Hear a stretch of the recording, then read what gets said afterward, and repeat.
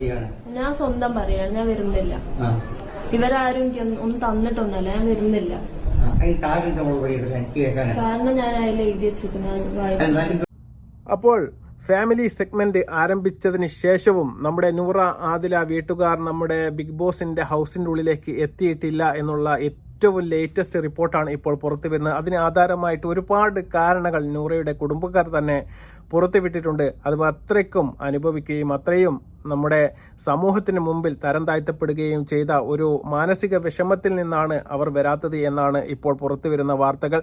പക്ഷേ അവരുടെ പ്രതിനിധീകരിച്ച് അവർക്ക് വേണ്ടി ഒരാൾ ഈ ബിഗ് ബോസ് ഹൗസിലേക്ക് ഇപ്പോൾ എത്തിയിട്ടുണ്ട്. ആരാണ് ആ കുടുംബക്കാരൻ, ആരാണ് എന്ന് ഞാൻ വീഡിയോയുടെ ലാസ്റ്റ് ഒരു സസ്പെൻസ് ആയിട്ട് നിങ്ങളെ കാണിച്ചു തരാം. അതിന്റെ മുന്നേ എന്തുകൊണ്ടാണ് നൂറയുടെ ഫാമിലി അല്ലെങ്കിൽ നൂറയുടെ ഉമ്മയും അനുജത്തിയും അടങ്ങുന്ന കുടുംബം അവരെ സ്വീകരിക്കാനായി ബിഗ് ബോസിനകത്തേക്ക് എത്തിപ്പെടാത്തതിന്റെ പ്രധാനപ്പെട്ട കാരണം എന്ന് പറയുന്നത് ഈ കുട്ടി അവരോട് ചെയ്തത് അത്രമാത്രം മോശകരമായ ഒരു പ്രവൃത്തിയായി പോയി. ആദിലയുടെ കയ്യിൽ നൂറ അകപ്പെട്ടതിന് ശേഷം അവർ ഉമ്മയെ ഈ കുട്ടിയെ തേടി അവരുടെ വീട്ടിലേക്കോ അല്ലെങ്കിൽ LGTV എന്ന് പറയുന്ന ഒരു മാധ്യമ സ്ഥാപനത്തിലേക്കോ എത്തിപ്പെട്ടതിന് ശേഷം ഉമ്മയെ ആട്ടിയിറക്കുന്ന ഒരു വീഡിയോ ഇപ്പോൾ സമൂഹ മാധ്യമങ്ങളിൽ വൈറലാണ്. നമുക്ക് ആദ്യമായിട്ട് ആ വീഡിയോയുടെ ഏതാനും ചില ഭാഗങ്ങൾ നമുക്കൊന്ന് കാണാം. ഞാൻ സ്വന്തം പറയാണ്, ഞാൻ വരുന്നില്ല. ഇവരാരും എനിക്ക് ഒന്നും തന്നിട്ടൊന്നല്ല, ഞാൻ വരുന്നില്ല. കാരണം ഞാൻ അതിൽ എഴുതി വെച്ചിരിക്കുന്ന.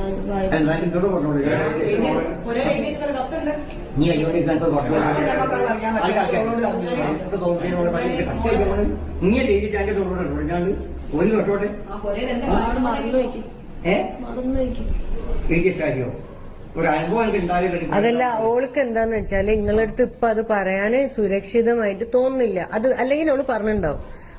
നമ്മളിവിടെ ഇവിടേക്ക് ആരെയും വിളിച്ചു വരുത്തിയിട്ടില്ല, ആരോടും ഇവിടുന്ന് പോകാൻ പറഞ്ഞിട്ടില്ല. ഇവളടുത്ത് ഇവക്ക് എങ്ങനെയാണോ തോന്നുന്നത് അങ്ങനെ നടക്കുള്ളൂ ഇവിടെ. അപ്പൊ ഓള് ഓൾറെഡി പറഞ്ഞു കഴിഞ്ഞ് നിങ്ങളെ കൂടെ വരുന്നില്ല എന്നുള്ളത്. അതിന്റെ കാരണം എന്താണ്? നിങ്ങൾ ആ കത്തൊന്ന് വായിച്ചു വെക്കുന്നത് സംസാരിക്കാം.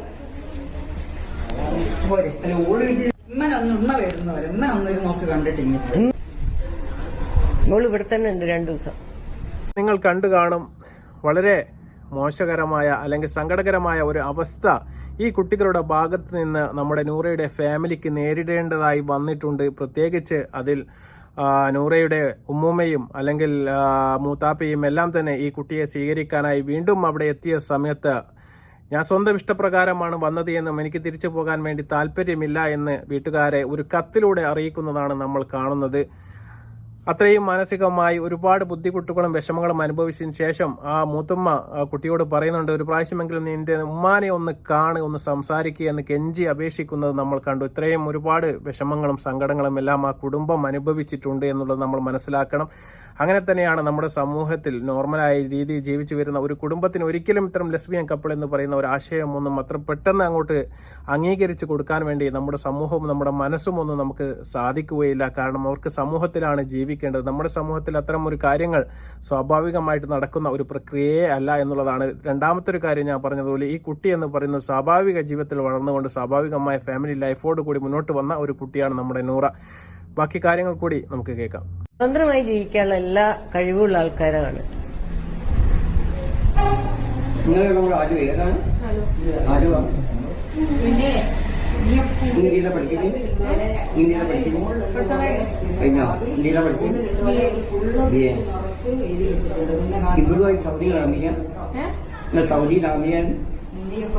സൗദിയിലാണോ കമ്പനിക്കാരായിരുന്നു? നാട്ടിൽ വന്നീ കണ്ടിട്ടൊന്നുമില്ലല്ലോ. അപ്പൊ ഇതൊന്നും ഞാൻ കാണില്ല, നീ വന്നില്ലേ? അപ്പൊ ഇനി വന്നാ ഞാൻ കാണില്ല, നീ വന്നീട്ട് കണ്ടിട്ടില്ല. ഈ മലയോടത്തെ വീട്ടിൽ നീ വന്നിട്ട് സൗദിയിൽ വെച്ച് പഠിച്ച് അങ്ങനെ കമ്പനിയാലോ. പിന്നെ അന്നേരം നീ അങ്ങനെ ആളെത്തിയ പറയല് കൂട്ടാൻ അങ്ങനെ ഒറ്റക്ക് വന്നതാ, തേടി വന്നതാ അങ്ങോട്ട്. അപ്പോൾ ഒരിക്കലും നിങ്ങൾക്ക് നിർബന്ധപൂർവ്വം കൊണ്ടുപോകാൻ വേണ്ടി പറ്റുകയില്ല. 2 ദിവസം കുട്ടി ഇവിടെ ഉണ്ടാകുമെന്നും അവർ സ്വന്തം ഇഷ്ടപ്രകാരമാണ് വന്നത്, അവർക്ക് സ്വന്തം തീരുമാനമെടുക്കാനുള്ള അധികാരവും അവകാശവും ഉണ്ട് എന്നൊക്കെ നിയമത്തിന്റെ വശങ്ങളെല്ലാം അവർ വിശദീകരിക്കുകയാണ്. അതൊക്കെ സത്യമാണ്. അതിനുശേഷമാണ് നമ്മുടെ ആദില ഒരു ഹർജി ഹൈക്കോടതി കൊടുത്തതിന്റെ പ്രകാരം അതിനുശേഷം അവർക്ക് ഒന്നിച്ച് ജീവിക്കാനുള്ള എല്ലാ അധികാരവും അവകാശവും എല്ലാം കോടതി വകവെച്ച് കൊടുക്കുകയുമായിരുന്നു. അതിനുശേഷമാണ് അവർ ഒന്നിച്ച് ജീവിതം തുടങ്ങിയത് എന്നുള്ളതാണ്. ഇത്തരം ഒരു മാനസിക സമ്മർദ്ദവും അല്ലെങ്കിൽ ഇത്തരം ഒരു മാനസിക പ്രയാസവും എല്ലാം നമ്മുടെ നൂറയുടെ ഫാമിലി ഇതിന്റെ മുന്നേ തന്നെ അനുഭവിച്ചതാണ് എന്നുള്ളതാണ്. ആ ഒരു വേദനയും വിഷമവും ഒന്നും ഒരിക്കലും അവർ മറക്കുകയില്ല. ആദിലയുടെ കയ്യിൽ അകപ്പെട്ടതിന് ശേഷം ഒരു ബ്രെയിൻ വാഷ് തന്നെ ആദില നമ്മുടെ നൂറയെ നടത്തി എന്ന് പറഞ്ഞാൽ അത് ഒട്ടും കുറഞ്ഞു പോകില്ല എന്നാണ് എനിക്ക് തോന്നുന്നത്. അത്തരമൊരു ബ്രെയിൻ വാഷ് നടത്തിയതിന് ശേഷം ഈ നൂറ എന്ന് പറയുന്ന കുട്ടി സംസാരിക്കുന്നതാണ് നമ്മൾ കണ്ടത്. അവർ സൗദിയിൽ വെച്ചാണ് പരിചയപ്പെട്ടത് എന്നും അതിനുശേഷമാണ് ഇവിടെ വെച്ചാണ് കമ്പനി ആദ്യമെല്ലാം ആദിലയാണ് സംസാരിക്കുന്നത്. നൂറ എന്ന് പറയുന്ന കുട്ടി ഒരു പാവമായിട്ട് അവിടെ ഇരിക്കുകയാണ്. എങ്കിലും പറയാൻ പറ്റുന്നതൊക്കെ അവരെ കൊണ്ട് ആ കുട്ടി പറയിപ്പിക്കുകയും ചെയ്യുന്നുണ്ട്. ഇത്രയ്ക്കും മാനസികമായ ഒരുപാട് ബുദ്ധിമുട്ടുകൾ നേരിട്ട ഒരു കുടുംബമാണ് നമ്മുടെ നൂറയുടേത്.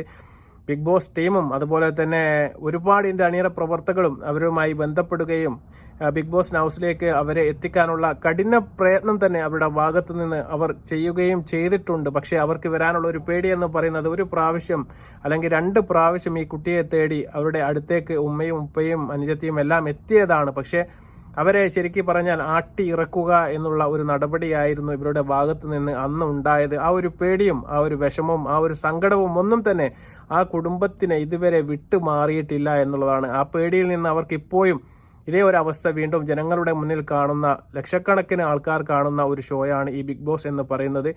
ആ ഒരു മാമാങ്കത്തിൽ വന്നുകൊണ്ട് എന്തെങ്കിലും ഈ കുട്ടികൾ മോശമായിട്ട് കുടുംബത്തിനെതിരെ വീണ്ടും പരാമർശങ്ങൾ നടത്തിയാൽ അവർക്ക് ഒരിക്കലും അത് താങ്ങാൻ വേണ്ടി സാധിക്കുകയില്ല. അതുകൊണ്ട് തന്നെയാണ് അവർ ബിഗ് ബോസ് ഹൗസിലേക്ക് വരാത്തത് എന്നാണ് ഇപ്പോൾ പുറത്തു വരുന്ന വാർത്തകൾ. പിന്നെ ഇപ്പോൾ എന്തുകൊണ്ട് അവർ ബിഗ് ബോസിലേക്ക് ഉമ്മനെയും അതുപോലെ തന്നെ ഈ കുട്ടിയെയൊക്കെ ക്ഷണിക്കുന്നു എന്നുള്ളൊരു കാരണം ഇതിന് മുന്നേ തന്നെ നൂറ ബിഗ് ബോസ് ഹൗസ് പൊട്ടിക്കരഞ്ഞുകൊണ്ട് പറയുന്നുണ്ട്, നമുക്ക് ആരുമില്ല, നമുക്ക് കുടുംബക്കാരൊന്നും ഇല്ലാത്തത് കൊണ്ടാണ് ഇവർ നമ്മെ പരിഹസിക്കുന്നത്, ഇവർ നമ്മെ വകവെക്കാത്തത്, ഇവർക്ക് എല്ലാവർക്കും ഫാമിലി ഉണ്ട്, നമുക്ക് ദിയാസന എന്ന് പറയുന്ന ഒരു സ്ത്രീ മാത്രമേ കൂട്ടിനുള്ളൂ എന്നിവരെ നമ്മുടെ നൂറ പറഞ്ഞു വെക്കുന്നുണ്ട്. ആ സമയത്ത് ആദില പറയുന്നുണ്ട്, സാരമില്ല ബേബി, എനിക്കും അങ്ങനെയല്ലേ ഇങ്ങനെയല്ലേ എന്നൊക്കെ പറഞ്ഞ് സമാധാനിപ്പിക്കുന്നത് നമുക്ക് കാണാൻ വേണ്ടി സാധിക്കും.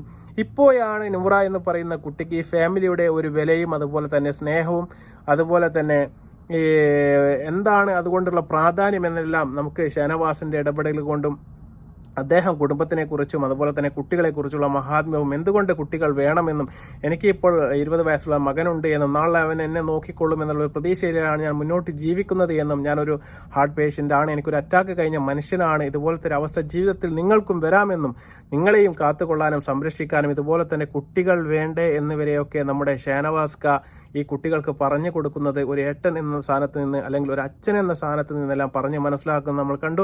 അതുപോലെ തന്നെ സ്നേഹത്തിൻ്റെ ഭാഷയിൽ നമ്മുടെ അനീഷും ഈ കുട്ടികളെ ഉപദേശിക്കുന്നത് എല്ലാം നമ്മൾ കാണുകയുണ്ടായി. അതുപോലെ തന്നെ കഴിയുന്ന ഒരു പോലെ തന്നെ നമ്മുടെ അനുമോളും ജീവിതത്തെക്കുറിച്ചും അതുപോലെ തന്നെ ഫാമിലിയെക്കുറിച്ചും എല്ലാം ഈ കുട്ടികളോട് ചോദിച്ച് മനസ്സിലാക്കുന്നതെല്ലാം നമ്മൾ കണ്ടു. അതിൻ്റെ ഒരു ബാക്കി പത്രം എന്ന നിലക്കാണ് നമ്മുടെ നൂറ എനിക്ക് ഉമ്മയെ കാണണം അല്ലെങ്കിൽ എൻ്റെ സഹോദരിയെ കാണണം, എനിക്ക് അവരോട് യാതൊരു വിഷമവും ബുദ്ധിമുട്ടുകളും ഒന്നും ഇല്ല എന്ന് പറയാനുണ്ടായ ഒരു പ്രധാനപ്പെട്ട സാഹചര്യം.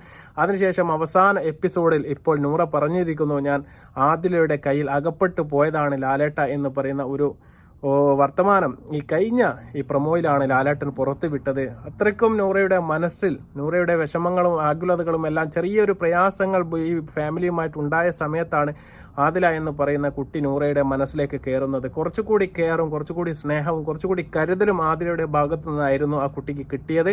ഫാമിലി ചെറിയൊരു സപ്പോർട്ട് കുറഞ്ഞു വന്നപ്പോൾ ഇവിടെയാണ് സപ്പോർട്ട് കൂടുതലെന്ന് തോന്നിയപ്പോഴാണ് ആ കുട്ടി അങ്ങനെ ഒരു കടുത്ത തീരുമാനത്തിലേക്ക് നീങ്ങിയത് എന്നാണ് നമുക്ക് മനസ്സിലാക്കാൻ വേണ്ടി സാധിക്കുന്നത്. ആ സമയത്ത് അവർ കൊടുത്ത ഇന്റർവ്യൂവിലെ പ്രധാനപ്പെട്ട ഒരു ഭാഗം നമുക്ക് സമൂഹത്തോട് അവർ പറയുന്നത് നമുക്കൊന്ന് കാണാം. ിനെ പേടിച്ച് കുറെ പേര് ഫീലിങ്സ് സപ്രസ്ഡ് ആക്കിയിട്ട് നിൽക്കുന്ന പേര് കുറെ ഉണ്ട്. സോ അവരോടൊക്കെ പറയാനുള്ളത് ജസ്റ്റ് ഇൻഡിപെൻഡന്റ് ആവുക, കം ഔട്ട് ചെയ്ത് അവനവന്റെ ഐഡന്റിറ്റിയിൽ അവനവൻ ജീവിക്കുക, അത് തന്നെ പറയാനുള്ളൂ. ഇവൻ ഫേക്ക് ചെയ്ത് ജീവിക്കുന്ന കുറെ പേര് മെസ്സേജ് ചെയ്യുന്നുണ്ട്. നിങ്ങൾ സ്വന്തം കാലിൽ നിന്ന് ജോലിയൊക്കെ തരപ്പെടുത്തിയതിന് ശേഷം ഇങ്ങനെ ചെയ്യണമെന്നുള്ള ഒരു അഭിപ്രായത്തിലാണ് അവരൊക്കെ പറഞ്ഞു വെക്കുന്നത്. അതുപോലെ തന്നെ ആരെയും നമ്മൾ പേടിക്കേണ്ടതില്ല എന്നും നമ്മുടെ സ്വന്തം ഇഷ്ടം ആർക്കും വേണ്ടി അടിയേറ് വയ്ക്കേണ്ടതില്ല എന്നും അതിനുമായി മുന്നോട്ട് പോകണമെന്നും ഫേക്കായിട്ട് ജീവിക്കുന്നതിനേക്കാളും നല്ലതും നമ്മുടെ സ്വന്തം ഇഷ്ടപ്രകാരം ജീവിക്കുന്നതാണ് എന്നൊക്കെയാണ് നമ്മുടെ ആദിലയും നൂറയും എല്ലാം സമൂഹത്തിന് കൊടുക്കുന്ന ഒരു മെസ്സേജ് എന്ന് പറയുന്നത്. ദയവ് ചെയ്ത് മക്കളാരും ഇത് കാണുന്നുണ്ടെങ്കിൽ ഇതൊന്നും നിങ്ങളുടെ ജീവിതത്തിൽ ഒരിക്കലും പകർത്താൻ വേണ്ടി പാടില്ല. നമ്മുടെ സമൂഹത്തിനോ നമ്മുടെ കുടുംബത്തിനോ നമ്മുടെ പാരമ്പര്യത്തിനോ ഒന്നും ചേർന്നതല്ല ഇത് എന്ന് നിങ്ങൾ എല്ലാവരും മനസ്സിലാക്കണം. അതുകൊണ്ട് മാത്രമാണ് ഞാൻ ആ കട്ട് ഇവിടെ വെക്കാനുള്ള പ്രധാനപ്പെട്ട ഒരു കാരണം. ഇതൊക്കെ ഇന്ന് ലോകത്ത് തന്നെ ഏകദേശം 60-ൽ പരം രാജ്യങ്ങളിൽ നിരോധിച്ചിരിക്കുന്ന ഒരു കാര്യമാണ്. ആ രാജ്യത്തുള്ള എല്ലാവരും വിവരം കെട്ടവരാണ് എന്ന് നമുക്ക് ഒരിക്കലും പറയാൻ വേണ്ടി സാധിക്കുകയില്ല. അത്തരം കാര്യങ്ങൾ നമ്മുടെ സമൂഹത്തിന് നല്ലത് അല്ലെങ്കിൽ ഗുണം ഒന്നും ചെയ്യില്ല എന്ന് അവർ മനസ്സിലാക്കിയത് കൊണ്ടാണ് 60 രാജ്യങ്ങൾ ഇന്ന് ലോകത്ത് ഇത് നിരോധിച്ചിരിക്കുകയാണ് നിങ്ങൾ മനസ്സിലാക്കണം.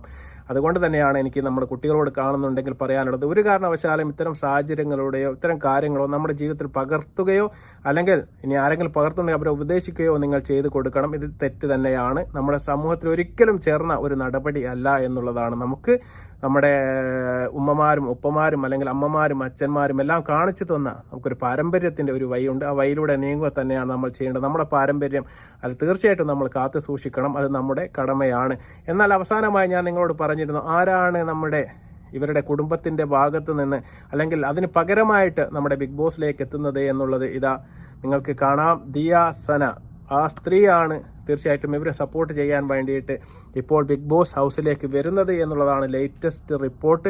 അവർ ബിഗ് ബോസ് ഹൗസിൽ കയറി എന്ന് പറയുന്ന റിപ്പോർട്ടുകൾ വരെ ഇപ്പോൾ പുറത്ത് വരുന്നുണ്ട്. തീർച്ചയായിട്ടും ആ സ്ത്രീ ഇവരെ ഒരുപാട് സപ്പോർട്ട് ചെയ്ത്, ഇതിന് മുന്നേ തന്നെ ഞാൻ ബിഗ് ബോസിനകത്ത് തന്നെ നൂറ പറഞ്ഞിരുന്നു, നമുക്ക് ആകെ സപ്പോർട്ടായിട്ടുള്ളത് ദിയാസന എന്ന് പറയുന്ന ആൾ മാത്രമാണ് എന്ന്.